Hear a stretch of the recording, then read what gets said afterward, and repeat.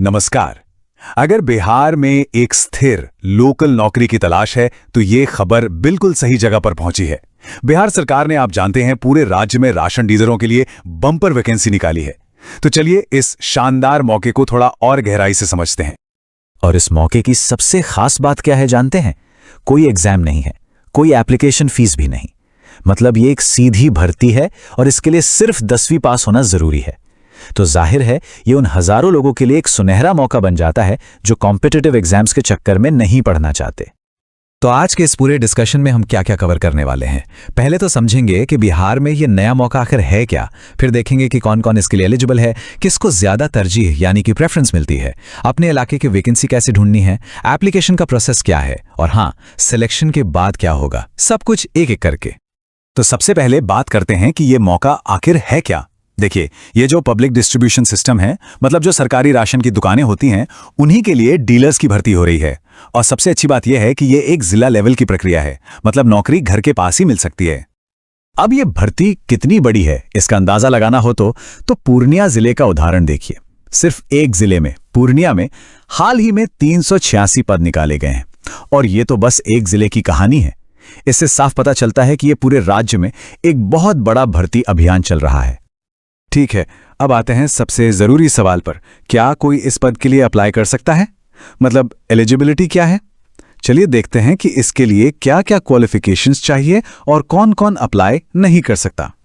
तो देखिए, ये है बिल्कुल बेसिक न्यूनतम जरूरतें। पहली शर्त, जिस जिले में अप्लाई कर रहे हैं वहां का निवासी होना जरूरी है। दूसरी, कम से कम मैट्रिक यानी 10वीं पास होना चाहिए। और तीसरी बात, एप्लीकेशन की कट ऑफ डेट्स तक उम्र 18 साल पूरी हो जानी चाहिए।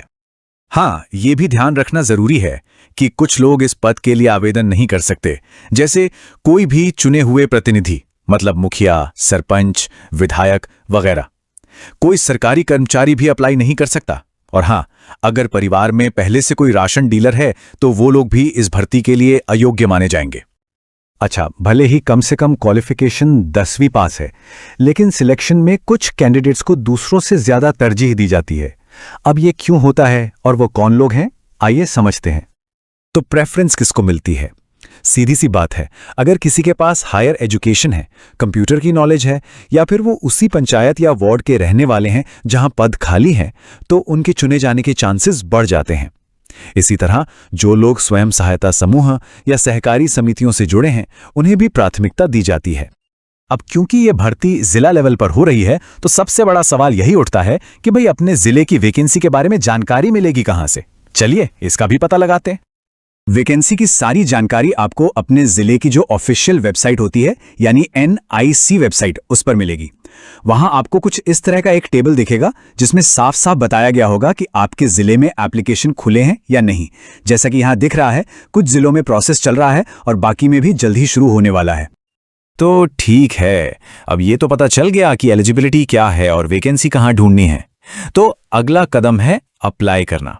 चलिए इस ऑफलाइन प्रक्रिया को आसान स्टेप्स में समझ लेते हैं। प्रोसेस काफी सीधा है। सबसे पहले अपने जिले की वेबसाइट से फॉर्म डाउनलोड करना है, फिर उसे ध्यान से भरना है, सारे जरूरी डॉक्यूमेंट्स की फोटोकॉपी लगानी है और उसे रजिस्टर्ड या स्पीड पोस्ट से भेज देना है। बस हो गया काम। एक बात पक्की कर लेनी है कि एप्लीकेशन फॉर्म के साथ सारे जरूरी डॉक्यूमेंट्स लगे हुए हों। इसमें आपकी 10वीं की मार्कशीट और सर्टिफिकेट, अगर हायर एजुकेशन है तो उसके सर्टिफिकेट, कास्ट और रेजिडेंशियल सर्टिफिकेट, और हाँ, एक ताजा तस्वीर भी शामिल है। तो मान लीजिए एप्लीकेशन भेज दिया गया। अब आगे क्या होगा?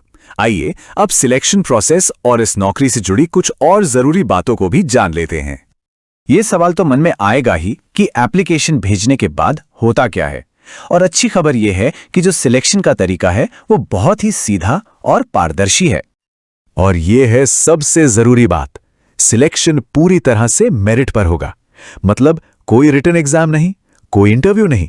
आपकी पढ़ाई लिखाई जितनी ज्यादा होगी, आपके चुने जाने की उम्मीद उतनी ही बढ़ जाएगी। जो सब डिविजनल ऑफिसर होते हैं वो आपके डॉक्यूमेंट्स के आधार पर एक मेरिट लिस्ट तैयार करते हैं। अब बात कर लेते हैं कमाई की। तो देखिए, ये कमीशन पर आधारित है, यानी जितना ज्यादा राशन बांटा जाएगा उतनी ज्यादा कमाई होगी। इसके साथ साथ एक न्यूनतम सरकारी सैलरी भी मिलती है। तो कुल मिलाकर हर महीने लगभग 7 से 8 हजार रुपए की आमदनी हो सकती है।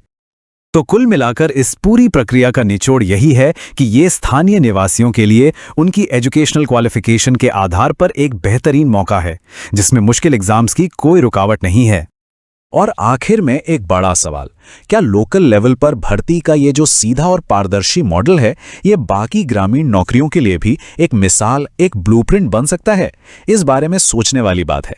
आज के लिए बस इतना है।